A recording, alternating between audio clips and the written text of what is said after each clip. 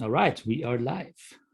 So, hello everyone. Welcome to this series of episodes on Hegel's lectures on the philosophy of world history.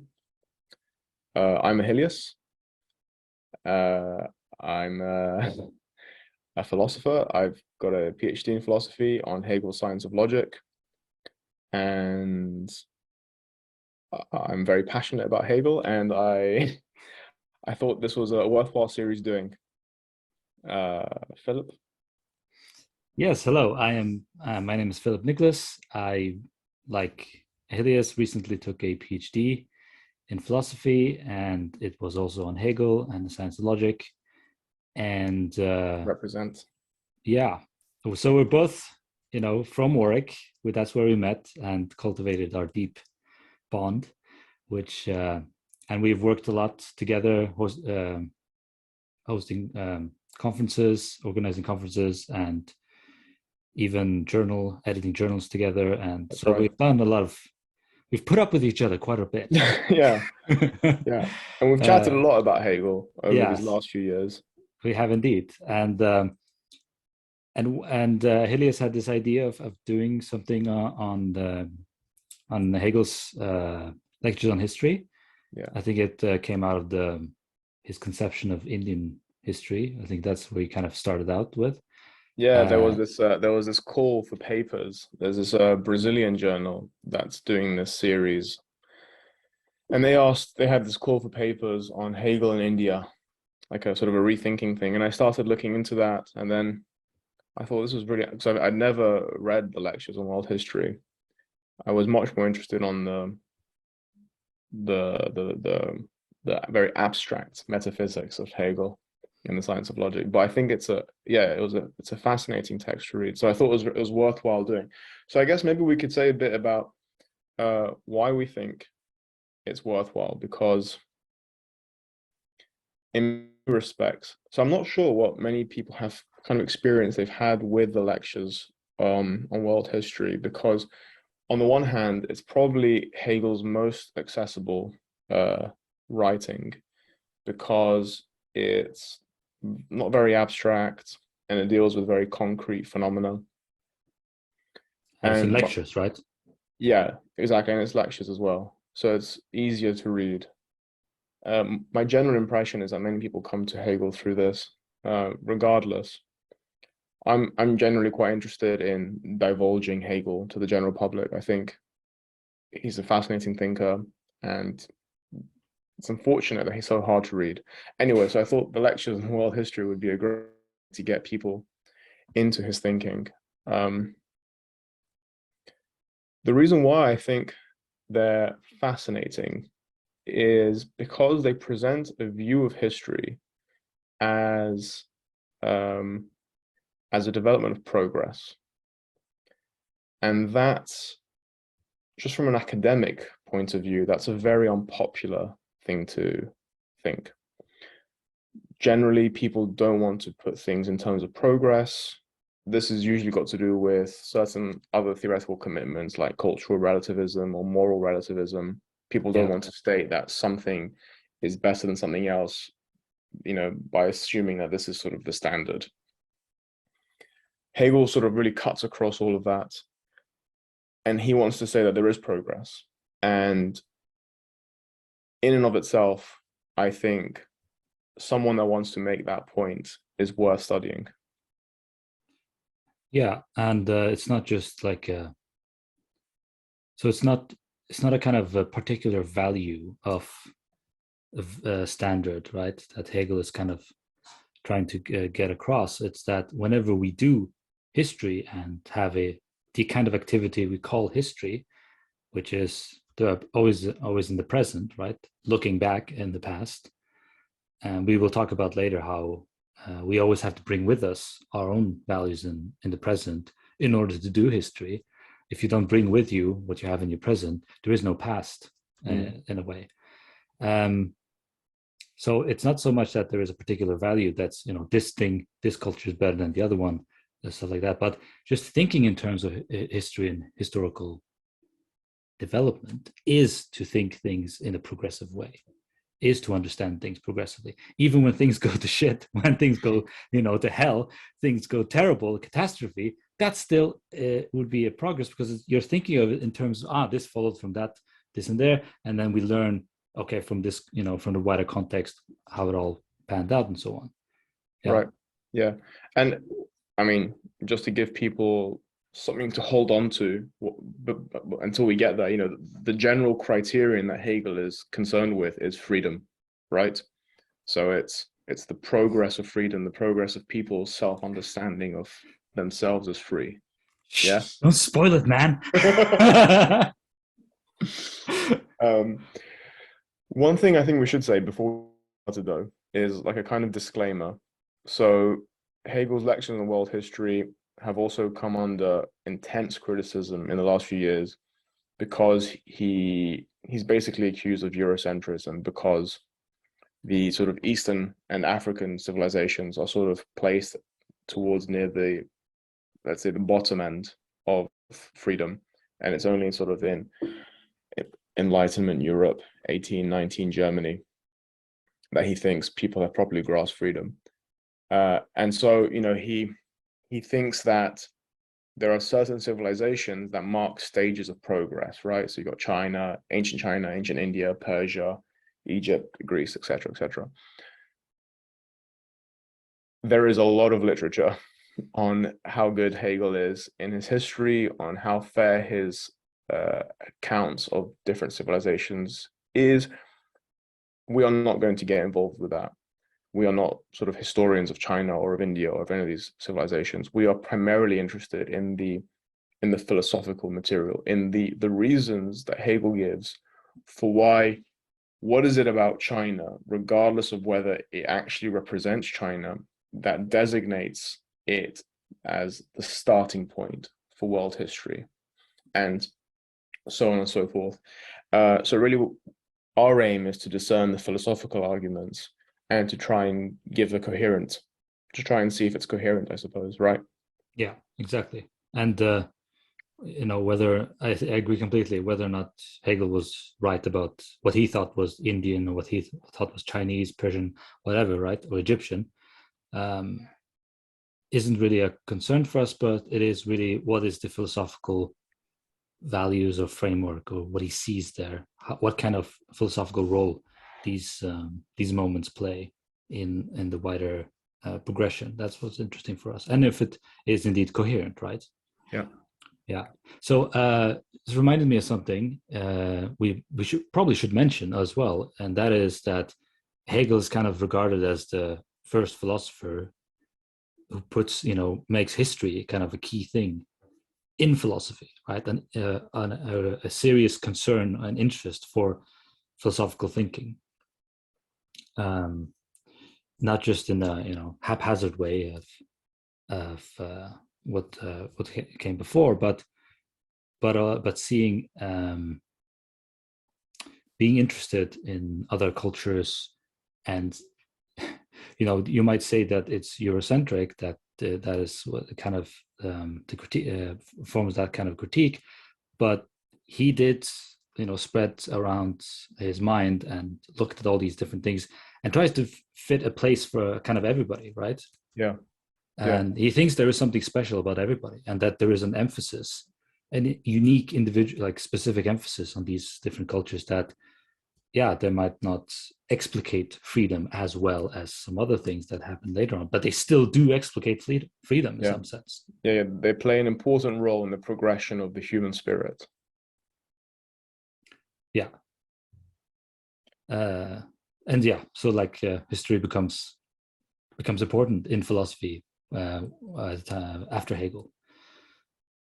He kind of brings that into play. Yeah, I think that's a really good point to raise. I think Hegel is, and of course, someone like Marx will then carry this forward, right? But he'll take a very different view of how history progresses. You won't see it. Very different. Well, yeah. But obviously, yes, that's a really good point to raise. Hugely influential.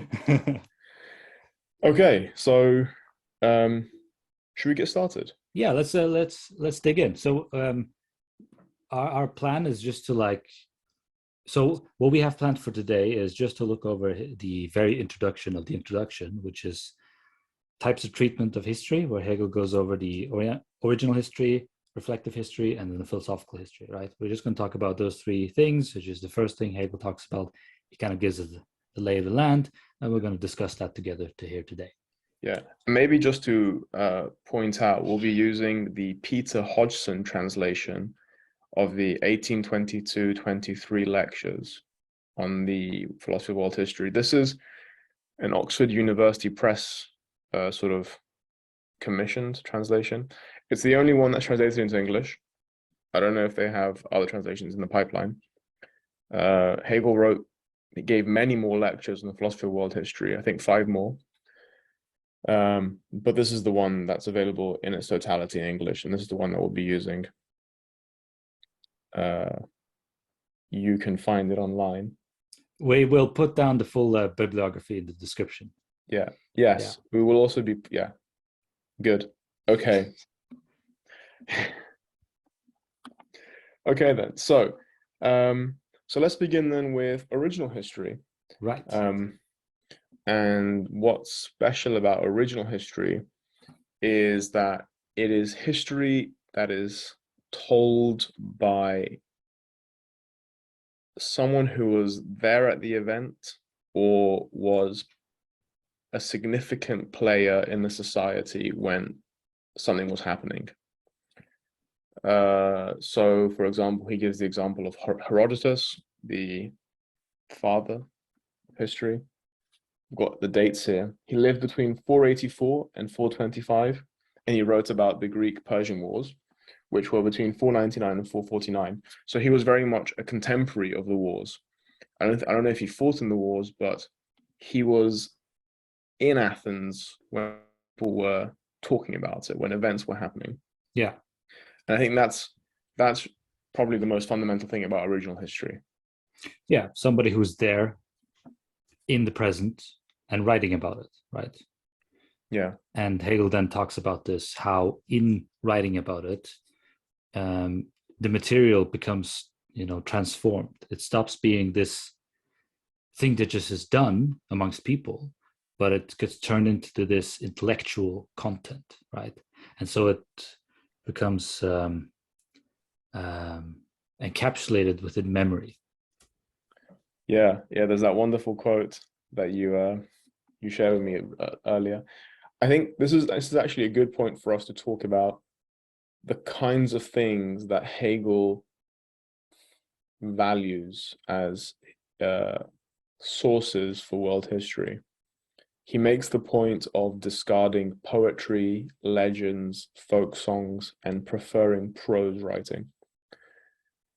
And I think this is one of the most interesting, for me at least, from a historiographical point of view. It's one of the most interesting aspects of Hegel's thought, because he really privileges sort of this one-to-one communication of how someone thinks and the expression of that thought in language.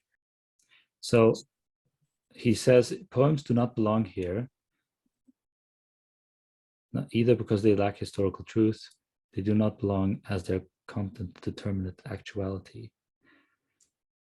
They are not the concern of a people that has arrived at a firm identity and a developed individuality. A people first belongs to history when it possesses a determinate consciousness, a personality. So Hegel seems to be putting like an emphasis that, okay, well, you have to know yourself as doing history if you are to do if you are to have a history. Yeah. Just putting it into these other kinds of memories, like a poem or a big fancy wall, isn't going to be enough. Yeah, there's also this concern about being conscious of yourself as a people. This idea of it's such a, in many ways, you can see why historians might not like this, because it's such a metaphysical, vague thing. What does it mean for a people to have a personality such that the representation of it is properly historical? I think in a vague sense, we kind of know what Hegel is getting at. The idea of, when Herodotus was writing, he was imbued with what Hegel calls the spirit of the age, with what it was to be an ancient Greek living at that time during this period of turmoil. And that's the personality, and it's the understanding, it's the self-awareness that he is living in this age, in this specific time, and that because of this self-awareness, there is something worthwhile saying about history. Yeah. He also talks about great speeches. It does indeed. Important. Yeah. And I think that's just very similar to his insistence on prose, right? The idea that, but there's also the caveat that what matters is a great speech that has an effect, right? If it's a great speech that doesn't really have any outcome, it's not properly historical.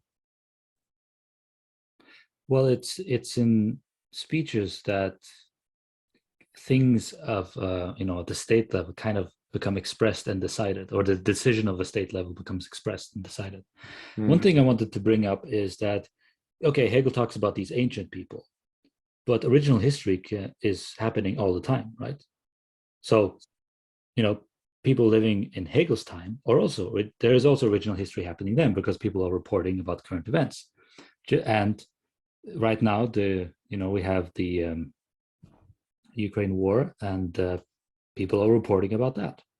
So there is original history happening all the time as soon as somebody is reporting on it with a direct expression to what's going on, and they are knowing themselves doing that, right? Yeah. I mean, I was thinking about this as well. I wonder whether, because I know that up until the 19th century, history was almost exclusively focused on the distant past, on antiquity in particular. And it was particularly concerned with drawing moral lessons. So I wonder to what extent you had contemporary history books in Hegel's time. I mean, nowadays it's everywhere. But I do wonder how common it was in the early 19th century for people to write about, I don't know, the 7 Years' War. Did people write about the 7 Years' War in 1807? I wonder. But yeah, I don't think original history has to be ancient history. You're right. Original history can be written now, and it's primarily about the immediacy of the author. Exactly. Yeah. And where Hegel brings in speeches as important elements of this kind of historical reporting, if you think about World War II, Churchill's speech comes to mind, right? Yeah. Big, powerful speech, rallies a nation against, things. And then you have other kinds of speeches like by Martin Luther King. Also, so there's something about the expression of the word that gives consciousness to the actions happening at that time, right? That they aren't just mindlessly doing things. Not that people are ever mindlessly doing things, but they are also trying to express it in words, and through doing this, so make sense of the action and improve the action itself. To strengthen the action. Yeah. Well put. Okay. That's all I have to say on. Well, actually, one thing. Actually, no, it's fine. That's all I have to say on original history. I don't know if you want to add anything. No, I think we covered kind of like most of it. What's happening in there. Yeah. I mean, one final thing we might say is those who might be sort of familiar with Hegel might know about this sort of triadic aspect of Hegel's thought. I know we don't like to peddle this kind of thing, but it can serve a pedagogic function.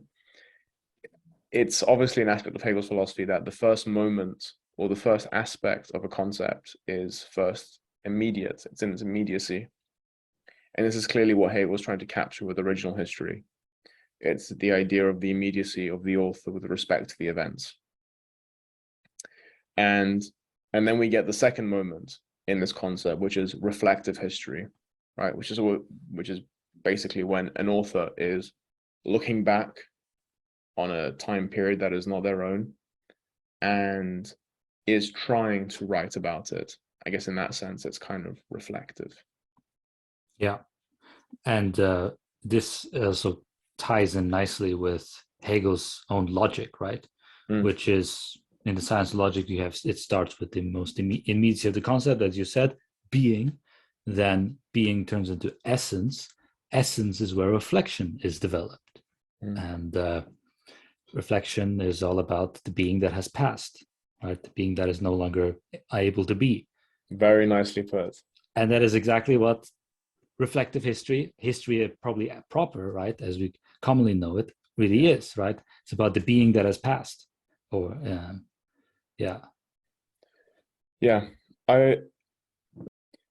and Hegel is not particularly positive about reflective history. I mean, he sees it. So what he praises about original history is that the author has the spirit of the age within them. They understand the people from within. The author is one of the people. With a central limitation of the reflective historian is that they are looking at an age through the spirit of their own age. Yes. And trying to grasp it. And so invariably, they're not going to grasp it. And in fact, Hegel points to a very interesting problem with reflective history, and that is the attempt to grasp the spirit of an age will force a historian to sort of collapse certain differences throughout a civilization to try to unify under a single spirit, a single concept. And that's obviously not optimal. Yeah, the rise and fall of the Roman Empire. For example, yeah.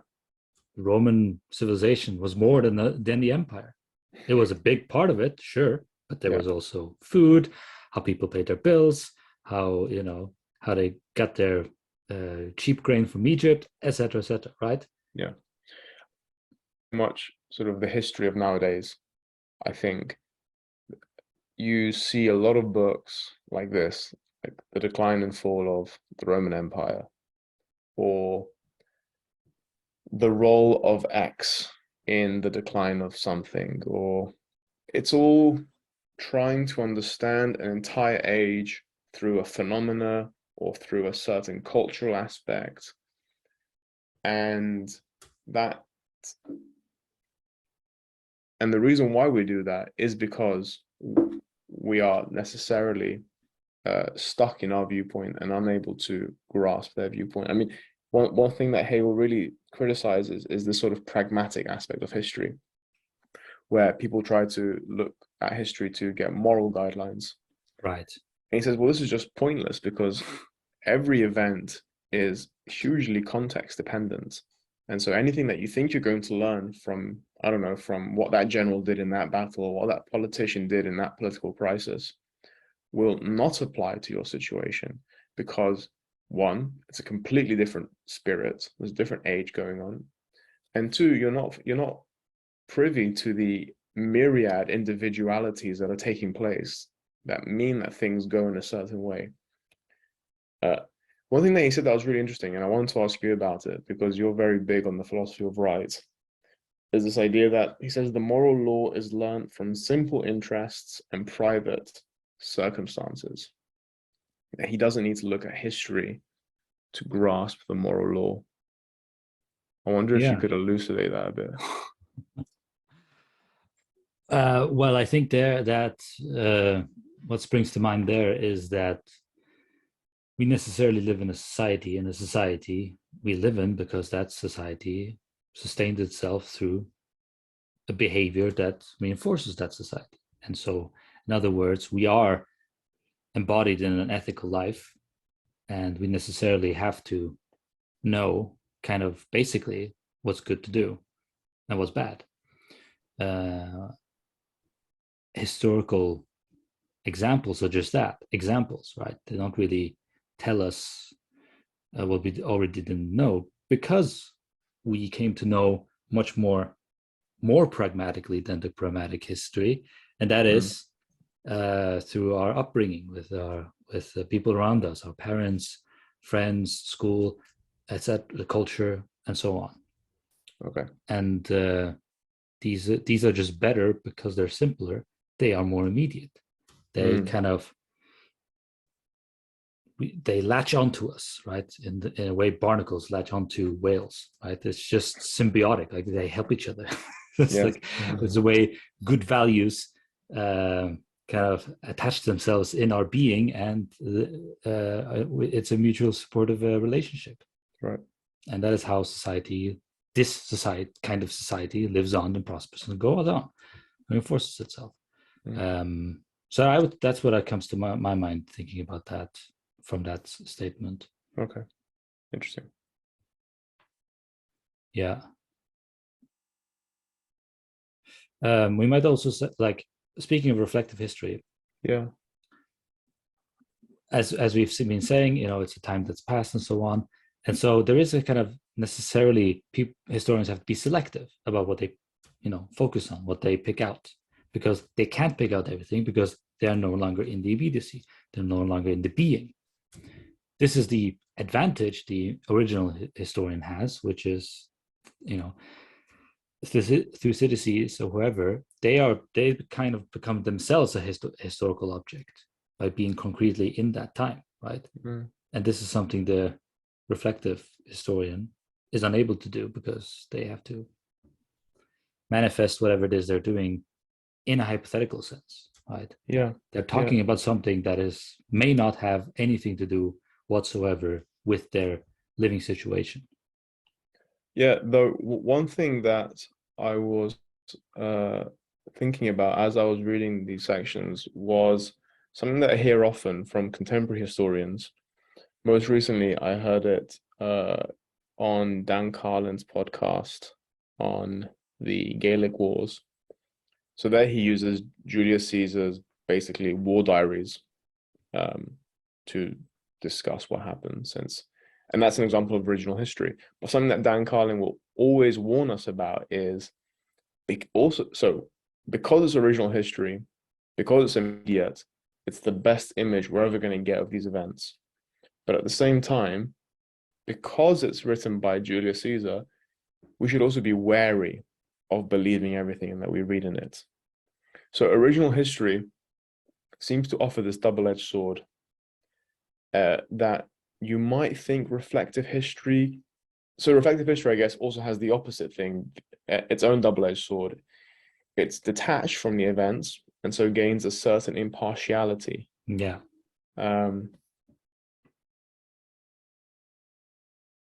Again, I wonder to what extent Hegel was aware of this, to what extent historians were aware of this. I get the feeling that historians have grew to become more distrustful of first-hand accounts in the last 100 years or so. Right. My general impression is that people went from just believing everything they read to becoming more skeptical, maybe because the archaeological record also didn't reflect it entirely. I'm not sure. Yeah. That's a great point to raise, and a great, maybe even a critique of Hegel here, and that is that, Herodotus and Caesar, maybe they had an agenda. Caesar was a politician. He was looking out for his own career and so on and so forth. And at what time was his commentaries released? Probably in his lifetime, probably at a crucial point, to show, oh, here I am, breaking new frontiers for Rome and discovering new civilizations, and look how, multi-dimensional being I am. I must be a god. Look at all these things I could do, right? And I think that's a great point. Yeah. Whereas a reflective historian can look at the, let's say, Greek-Persian wars and be like, well, what was actually important was, I don't know, this famine that happened in Thrace, which caused less grain to come, I don't know, wherever. And Herodotus just wasn't aware of that because, I don't know, he was concerned with the immediate political situation in Athens, or he was concerned with how many spears they were making. I don't know. Yeah, he completely, overlooked the the spice bubble with India, you know, the spice trade. The spice has just gone up tenfold, and that just created this huge inflation in the whole region, right? Yeah. For example. Yeah. Yeah. Indeed. Great. Okay. He kind of divides reflective history into different kinds of reflective history. We briefly touched on one of them, pragmatic history. The other one is abstractive history. We've also kind of spoken about that. Yes. So that's basically when you pick an important institution of a certain civilization and you sort of try to explain that civilization through that institution or through that practice. Yeah. I guess it's obvious why that's not the most effective way of, but he does point out that abstractive history is the nearest thing to philosophical history. Yes, because it is concerned with universals. However, it is a particular universal, whereas the philosophical one will have the universal as such, right? That's right. But that is the kinship it shares. Yeah. We might also mention there's critical history, Hegel mentions, which is not much history itself, as he says, but rather a history of the narratives of history and evaluation of them. So history and history, which we kind of talked about a little bit already. So should we move to which I think maybe could include this skepticism you and me just raised, right? Maybe that would come under the banner of critical history. You know, did Caesar really think so and so about the Brits at the time, right? Or whomsoever, right? Yeah. Yeah, I mean, how would that even go? I guess you couldn't really do much with that. You could, I guess this is Hegel's concern that, yeah, you can raise the doubt, but there's no way of affirming it or denying it. Yeah. And at the end of the day, all you have is Caesar's word. Yeah, or the word of whoever historian is critiquing them, right? What kind of idea and reasoning they are using. Yeah. So the way Hegel puts it, attempts are made to bring these most arbitrary elements into history. This too is a way of bringing the present into the past. The present that is advanced in this way rests on subjective fancies that are all the more striking the less they have any basis. Yeah, it's great. I mean, yeah, the only reason why we might doubt Caesar is because of certain present concerns or notions that we think are incommensurable with what Caesar wrote. Yeah. So,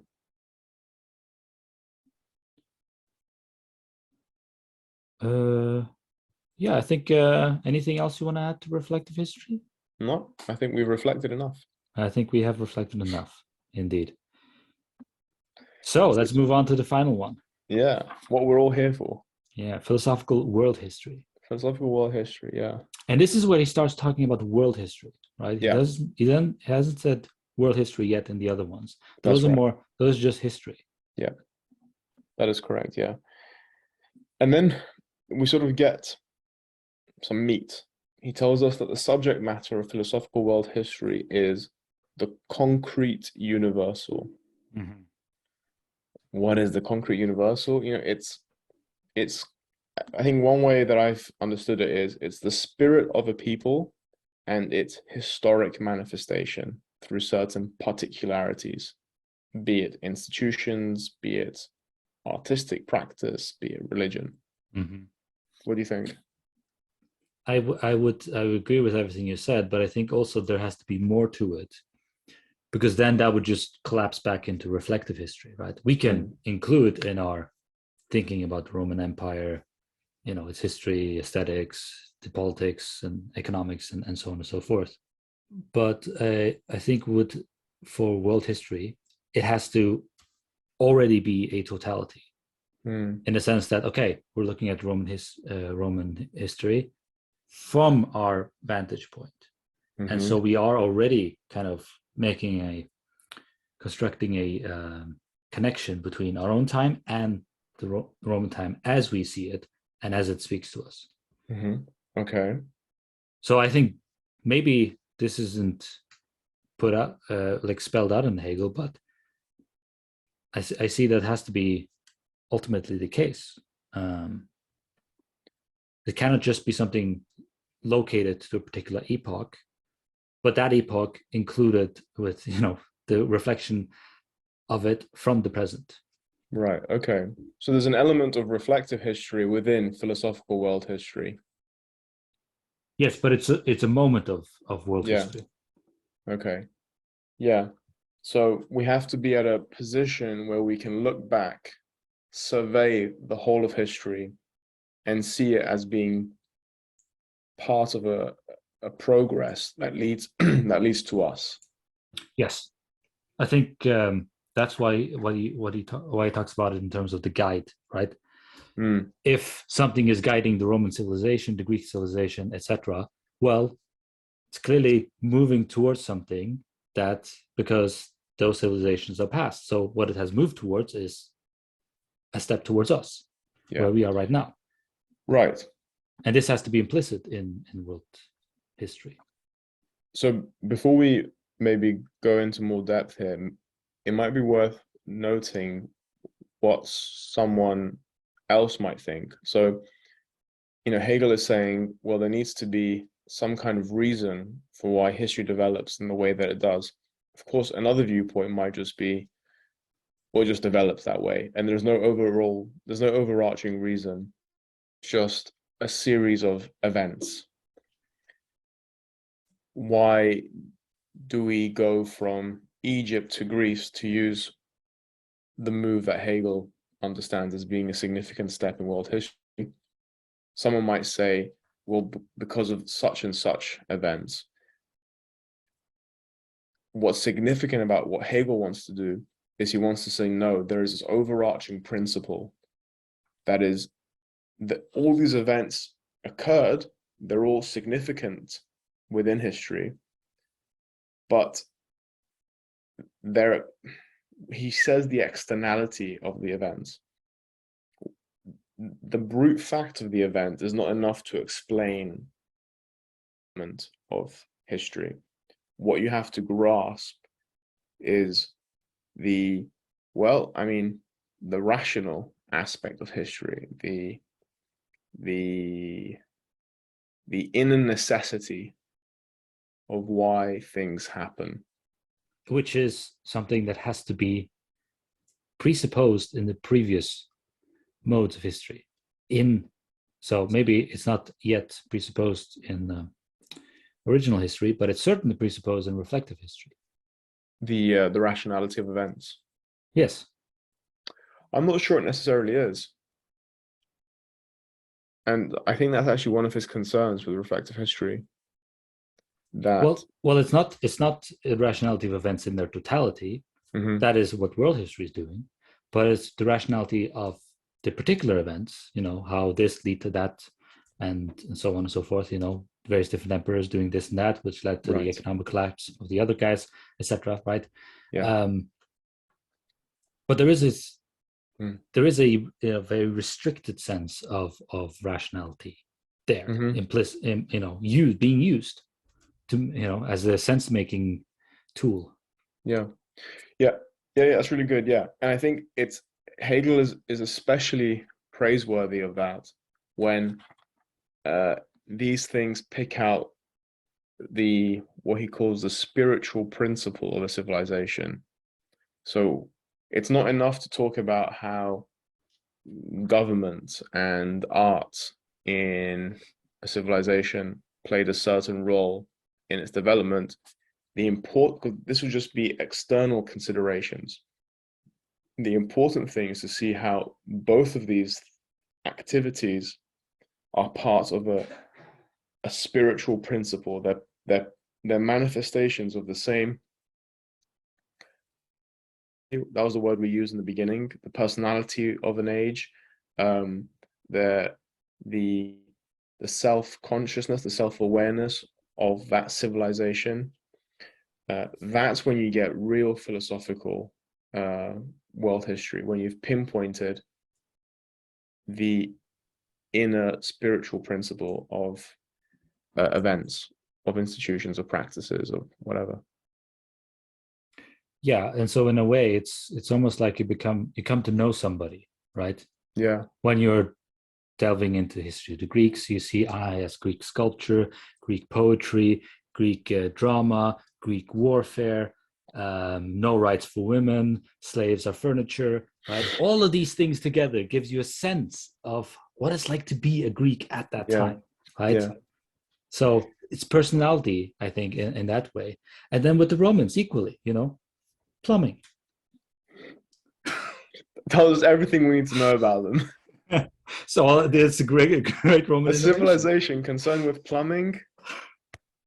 That's it. I think that covers, this personality of the Romans. It's all about plumbing. But I think when you read Hegel's accounts of each of the civilizations, you really get the impression that he's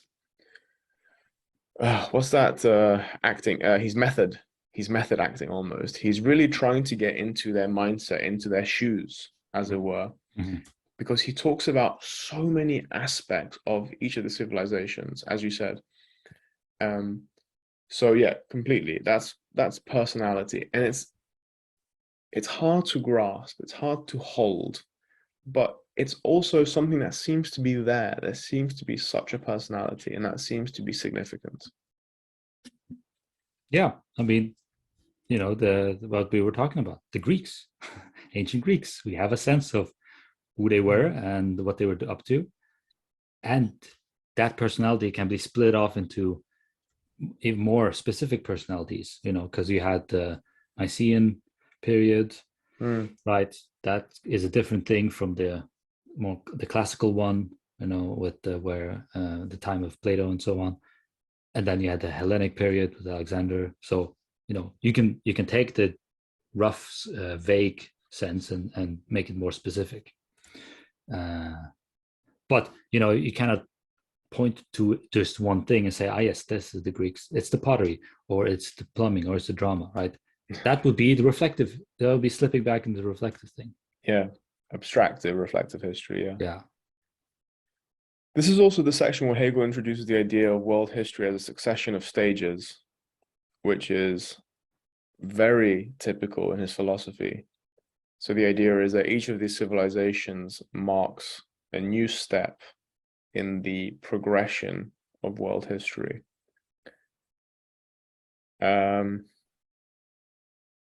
I guess we'll get into that in more detail when we start actually looking at the civilizations, but it's worth bearing in mind, I think, that this is how Hegel sees it. It's like a ladder.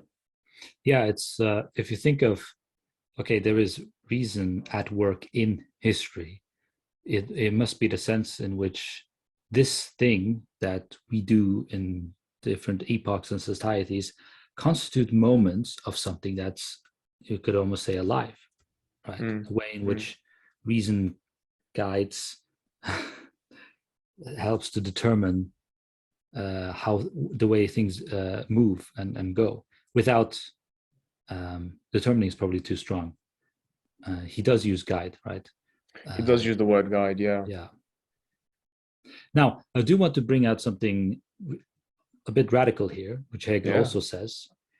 So in the second paragraph on page 140, he says, philosophical world history shares with reflective history the fact that it has a universal as its subject. So it shares stuff with reflective history, but this is no abstract universal, as we've spoken about, the concrete one. But then it goes on to specify, rather it is what is infinitely concrete and utterly present. For spirit is eternally present to itself. The spiritual principle is one and the same, always active and vigorous, whether it was or will be. For it, there is no past.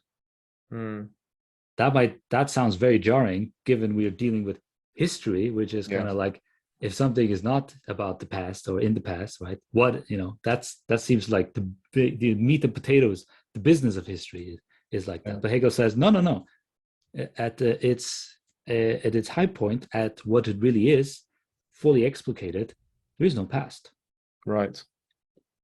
Okay.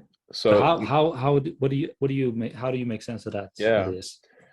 So I guess this brings us to I guess one way of talking about this is to talk about Hegel's general metaphysical outlook. So, this is a philosopher that thinks that the world is in itself rational, and that the world is in a certain way, conceptually speaking. And so when we look at, for example, world history, though Hegel does this with nature, with spirit, with the state, but when we look at world history, whilst the development of world history occurs through all these, let's say, empirical actions, events, what's going on, what sort of the inner side, I don't want to say the core or the essence or the fundamental thing, because that kind of makes it sound as if it's just about ideas, it's just about the inner. I think we have to be careful, we have to keep it balanced.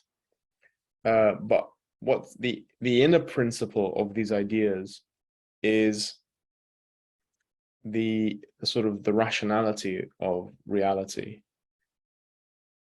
And so when Hegel says that what we're really looking at is something that is eternal and not past, he's saying that the rationality that we're discerning in world history is something that is, one way to put it, a priori. It's not something that is there only because of world history, but we can only discern it through world history. It's something that is already in the world. It's just that world history is the process of us coming to be aware of it. We're not born with an innate understanding of our freedom as self-conscious beings. It takes time, a lot of blood, a lot of suffering for us to understand what our proper state is as free self-conscious beings. And I think freedom has always been there when we consider the rational principle of reality, but we have to make it explicit over time. Yes. And in making it explicit, it is also recognized that it was implicit. Yes. Yeah. At the end, we realized that it was always there. Yeah. Because we're in it. I think that's, and this is why I think I agree with what you said. I think that was well put. And going off of what you said, I think that's why language is so important for Hegel, because any conscious language bearing being can, go off into any kind of text at any time, learn what it was about, and read it. You can read St. Augustine as he wrote it, right? Or translation, you still get the largely the rationality that was involved there. But it's there in a form which that person's own thoughts were revealed to them, right? Right. And so that same manifestation and activity and process principally is not changed, whether it happened 2,000 years ago or right now. It's still a mind reading thoughts, or the thoughts are kind of, in a way, getting read back to themselves whenever somebody is reading something at any point in time. Yeah. What's changed, though, right, is our own self-awareness, right? So it's not, it's the way we read it that's changed, what we now see in it from our perspective. Yeah. Yes, but let's maybe as a kind of, maybe this would be too far-fetched, but let's not even think of ourselves. Think of history as its own kind of being that is kind of learning about itself through us. And so we are reading, what ancient Greeks were reading, the medievals, and so on. But through all of this, there is a developing consciousness that we could effectively say is growing more conscious of itself and becoming more explicit about who and what it is. And so we might say that in addition to these personalities of the epochs, right, there is a kind of universal personality that is coming to know itself through all of these. Yeah. But it's never purely universal. I think this is what makes it concrete. It's not just something, always already there underlying as a kind of atomic entity, but it's always infused with a living embodiment. Yeah. Be it Napoleon, be it democracy in ancient Athens. These are sort of the individual manifestations that concretize this universal. Yeah, those are different things. I would put those as kind of like focal points, as kind of the eye of a hurricane, right? Where everything kind of revolves around. Yeah. Yeah. Okay. Great. But in a much more mundane sense, right? Yeah. You and me, when we can read Thucydides, we can read his mind, basically, right? What he was thinking. Yeah. And same with St. Augustine or whoever else in history, right? There's nowhere mind cannot go where mind has been. This is like a super enlightenment principle. Yeah. I mean, and this is, I think, again, what I was trying to get at the beginning, where Hegel sort of elevates prose above other forms of expression, right? It's that direct expression of thought in language that allows us to see or get as close as possible to the universal at work in the world. Yes, and the mind thinking, the mind of Thucydides, St. Augustine, Aquinas, Descartes, Caesar, whoever, within this activity, there is effectively no past. Yeah. You don't need that appeal to that as a presupposition. If you're discerning the concrete universality, there is no past, right? Yeah. But if you're stuck in the reflective historian position, then there is a past, right? Because you're not trying to discern the concrete universal. You're trying to discern it through particulars. Yeah. Although I wonder if I want to say that all reflective history has to presuppose world history. There is a presupposition there of, yes, we're analyzing this and that value or context or this state, but we also are conscious of ourselves in our own epoch, and so this is just a moment of that, even though that's not explicated. I wonder. That's a very strange thing for a historian to write. Something that I know very often. It wouldn't be written by a historian. It would be argued by a philosopher. It's much more tenuous. Yeah. I think the best thing you could hope for would be something like, I know that this is a limited account of this historical epoch, and that there are other things as well, and I'm just going to focus on this. I think that's the nearest thing you can get to in a history book, the nearest to that kind of reflection on your perspective. But I think that's actually not too uncommon. One maybe final thing we might talk about is so Hegel, in the last page of this chapter, of this section on philosophical world history, basically from page 145 to 144, talks about the Christian conception of world history. The idea that the development of world history is part of God's plan, which Hegel, I think he finds it interesting because on the one hand, it does imbue history with reason. There is a reason for why things happen. What's the reason? Well, it's God's plan. That's what he doesn't like, though. He doesn't like the sort of mystery of God's plan. So on the one hand, you're giving reason, but on the other hand, you're taking it away by telling someone, well, you can't discern God's plan. It's God's plan.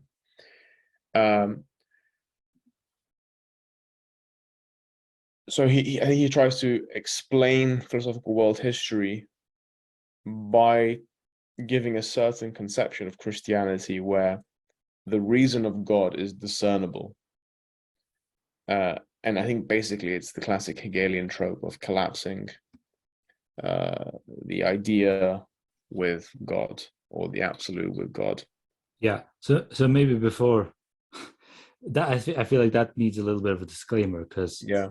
Hegel does say we should have reason, a conception of reason when dealing with world history, and that when we are bringing that in play, we are keenly aware that it's always whatever is expressed in actuality, right? It's never something that hides above and beyond or behind actuality. It is there in the actuality, in people's behavior, in people's values, their thinking, their speeches, right? Mm-hmm. The reason of world history is expressed in and through these actual things happening, right? And people doing stuff, not just a bunch of noise. And this is how then reason discloses itself, as he says. And it not only discloses itself, but actualizes itself as well. So yeah. And this is what I wanted to, it's a good thing that you brought that up, because this is what I was getting at when I was trying to emphasize the importance of the events as well. That reason needs historical events to actualize itself. We can't just close our eyes and think through world history. We need to see the movement of world history. We need to see reason's actualization in, as you said, speeches, in seismic political shifts, in whatever is a significant moment in world history. Yeah. So these are necessary, but they come as moments in world history, because we will get to religion or like Christianity a bit later. So we're backtracking a little bit in this section, but I feel like it's important that we get this out, the kind of explication of reason in history.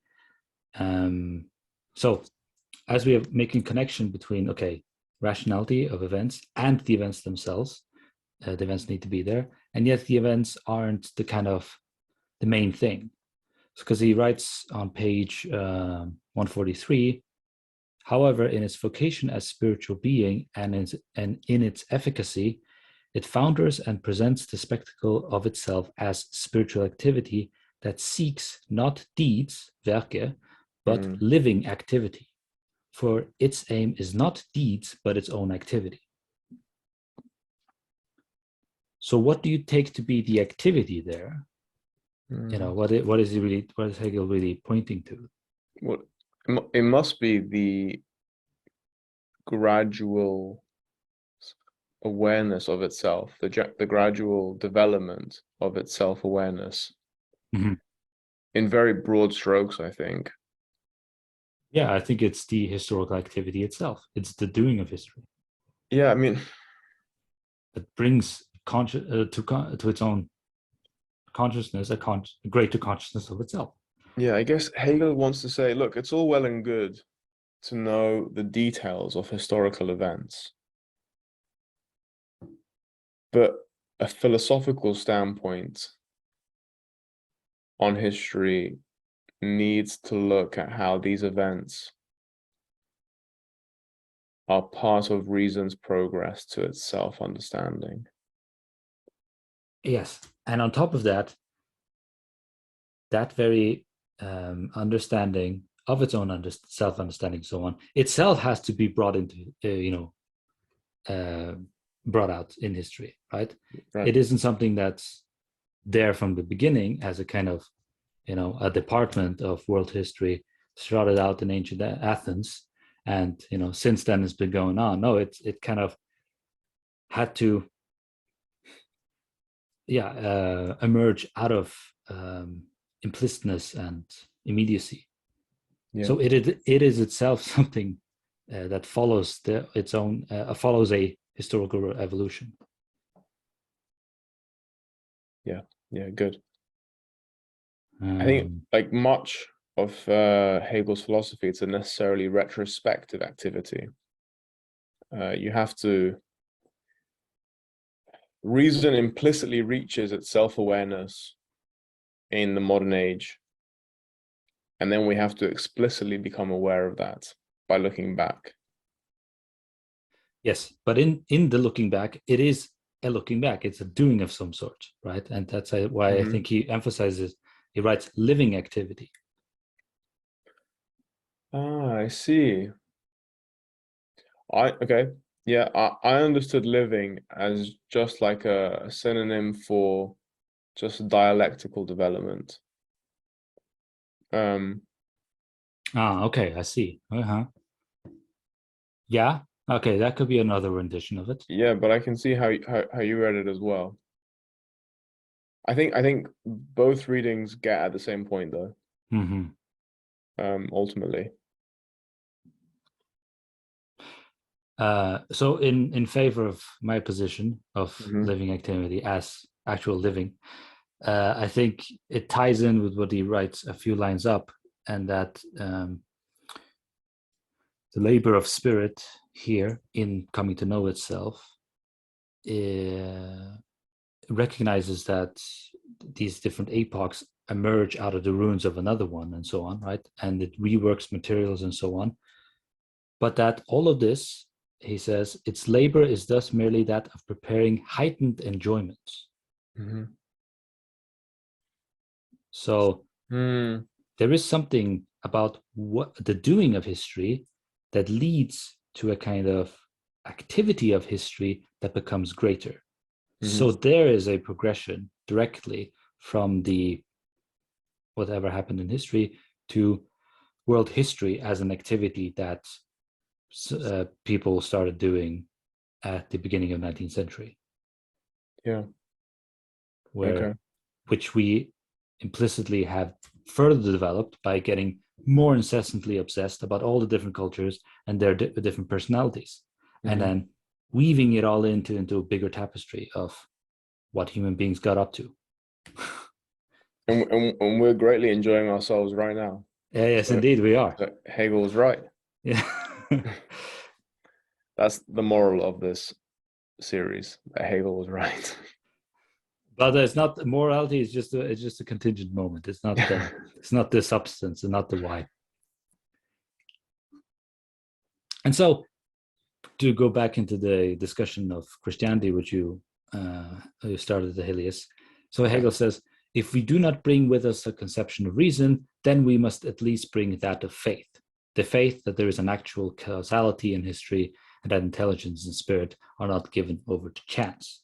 So this seems like a kind of backup plan. Then, okay, if you can't grasp this philosophical notion, here's a more sort of picturesque representation that kind of gets the gist of what I'm trying to express here.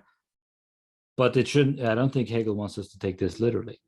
No, I agree. I mean, the take-home message is definitely do not think of history as a contingent chain of events. So yes, but also not as a kind of fatalistic providence. Yeah, well, because that is also that also would collapse history. Yeah, because there wouldn't be any history there. No, exactly. It would all be so. So we might say then that history is kind of necessitates itself, right? It grows out of its own circumstances, and from circumstance to circumstance, some sort of rationality appears to be guiding and developing itself, through these activities, which together form a richer and deeper activity that then becomes world history, philosophical world history. Yeah. But if you just want a simple, straightforward representation, God governs the world. But a God that is known, right? Yes. So Indeed. he says, right, so thus as Christians, we know what God is. God is no longer unknown. To regard God to be just as unknown after God's revelation is an affront to this religion. So if you want to think of it in terms of Christianity, you need to think of it in terms of a Christianity that conceives God's plans, God's actions, God's reasons as God's mind. essentially knowable. Yes. Um, And as God's mind, God's will being expressed in the event and circumstances of the world. yeah. But this is obviously not what Hegel wants to go for. Hegel doesn't want to say that the development of history is the development. It's not like you have history and you have God, and God is willing the development of history. He doesn't want to think of it that way. Hegel wants to have reason much more immanently Yes. within history. That's a good word to bring up. Immanent, right? Yes. Reason, rationality is immanent to things. Yes, it's immanent in the things in that insofar as they transcend themselves. Because reason is guiding, right? The civilizations, right. Rise and they develop stuff. They gain a sense of themselves, and then they perish and fall away. And in their perishing, something else rises, right? Yeah, something that builds upon that takes it with it and builds upon it. I mean, one thing we might raise though, is all the shit that happens in history that doesn't seem to be progress, right? So someone who's skeptical about what we're saying is, how can you say that history is about progress, or that there is this thing called reason that is actualizing itself in historical events, and this actualizing is a progression of freedom, when you have the Holocaust, or when you have slavery, or when you have whatever horrible historical event? I mean, how should we think about these things? How do we incorporate events that obvious might be a strong word, but that don't seem to be part of the progress of spirit's growing self-awareness? How do we incorporate these into the story? Yeah, I think that's a question we will tarry with and struggle throughout the whole series here. Because shit happened even in Hegel's own time, right? He was there with the French Revolution. He's turned into terror. Yeah, and he knew he wasn't naive about suffering, pain, and evil that's happening, in wars and between people. He is like Hobbes there. He says, "Yep, that's we get really nasty with each other."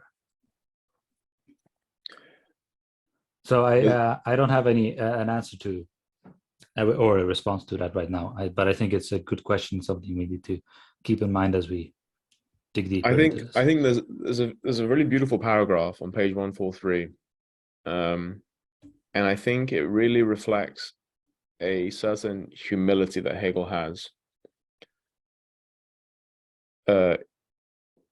Sometimes phenomena appear that shine with beauty and freedom. Sometimes energy, even depraved energy, creates dominion and power. Sometimes summoning all one's strength produces only tiny results, and sometimes an insignificant event has the most enormous consequences. Great efforts often produce small results, and vice versa. The most variegated needs pass before our eyes. One human interest supplants another. It's a very melancholic. Yeah, but let me finish the paragraph. But it's always human interests that move us. Yeah. Human interests above all. Right. So Hegel is clearly aware of this possible concern that there seems to be so much evil, so much activity that doesn't seem to move towards self-consciousness, freedom. Yeah.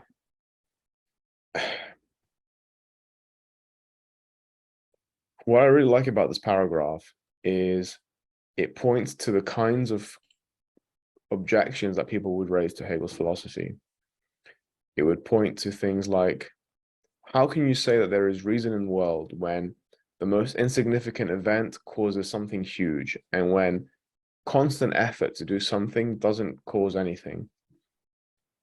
Yeah. I think, as you said, it's something that we will deal with throughout. But I think one thing we need to maybe address is sort of Hegel's general view of externality as the realm of contingency and indifference, that you can try as hard as you want, and that trying will be the expression of reason. That trying will be reason's attempt to actualize itself. But it might just be that your external conditions are such that you will not be able to actualize your interests. And in other cases, conditions will just be so favorable that you'll just trip into what you would like to happen. The point is not to focus on the external events, is not to focus on, oh, look, there's a moment where people tried and they failed, and there's a moment where people didn't try at all and they succeeded, but to focus on what we've been talking about this whole time, on the inner principle at work. It's not significant that this happened and this didn't happen. What's significant is that they are expressions of this same principle at work. And it will come up against different resistances throughout history. Yeah. But the idea is that the general picture is one of, you know, progress. But if you zoom in on that line, it goes up like this a lot. Yeah. So I want to pick up on that. I think it's a really great point you raise, and but I see it a little differently. So I don't think it's just about the inner principle in all of these things, because obviously the things that produce tiny results don't get known, right? They vanish. What stays and gets to have substance is the thing that got, exploded and drew people's attentions and made stuff happen. Yeah. So I think that this is part of the historical consciousness, that things have a life of their own in reality, and that you can't control everything about it. But that having the historical consciousness and reporting on events as they happen, seeing what goes on, you have to come with a certain humility that of what's there, and that it has a kind of rationality of its own that you will never encompass in its entirety. Okay. Yeah. Yeah. And this reminds me also of, well, where does world history feature in Hegel's philosophy? It features in objective spirit, right? Spirit that has an independent existence, isn't something merely in our minds, merely something we do as people, but something that takes a life of its own among us and through us. That no single individual has complete sense of what's going on. Yeah. Right. Okay, good. So it's the collective development of a society, of a civilization. Is that what you're saying? I mean, they're not acting in unison, but I mean, it's not as if it's not as if they've coordinated on how to act, but they could try to do that, right? Sure, but it's the bigger picture. Yeah. It's not just the individuals. No, but I think I was trying to say that the bigger picture makes itself known, whatever your intentions are. You might have very small intentions and put little effort, and then boom, it blows up. Or you might struggle and to do something, fantastic and great, whatever, but then it just doesn't happen. Yeah. But that's because what you're tapping into, what you're trying to affect, is something that's, for lack of a better word, put it crudely, it has a life of its own. That's why it's independent, objective spirit. And history is the awareness of this thing in its inner principle, right? In figuring out the inner principle of this thing. Yeah. Good. Okay, good. Yeah. Yeah. Okay, we'll have a lot of time to wrap our heads around that and to get some examples. I think examples would help for people to grasp how this works.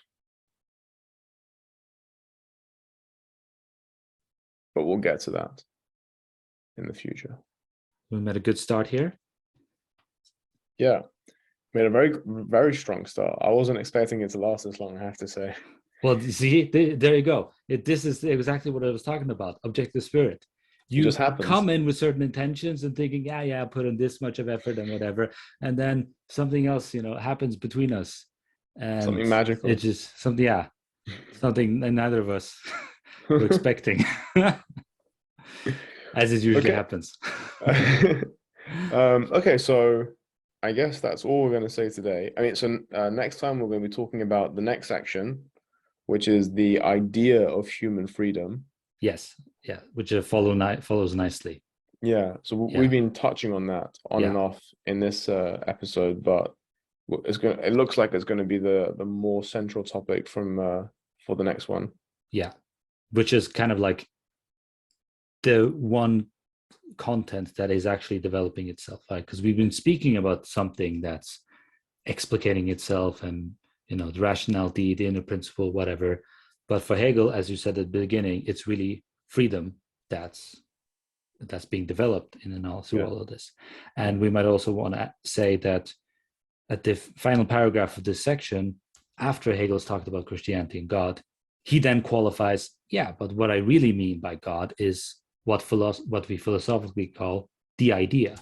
So, the richest Here we must sense of reason from the religious expression and grasp the concepts in the form of thought. If you have any questions or comments, make sure to leave them in the comment section, and we will try to get to them next time. Great. Well, bye-bye. Bye-bye.